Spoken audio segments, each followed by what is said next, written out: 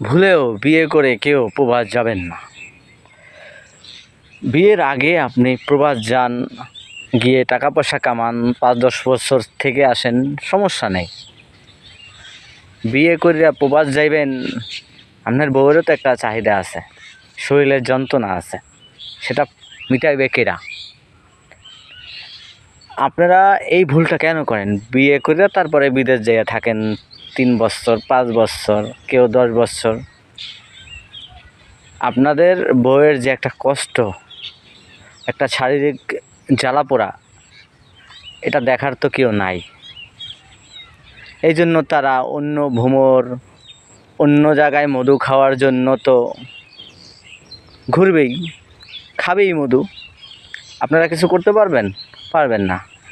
এই জন্য বিয়ে যদি করতে হয়, প্রবাস থেকে আইসা করেন, বিদেশ থেকে আইসা করেন, কোনো সমস্যা নাই।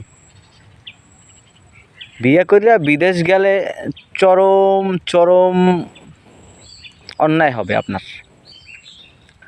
আপনার খুব ক্ষতি হবে।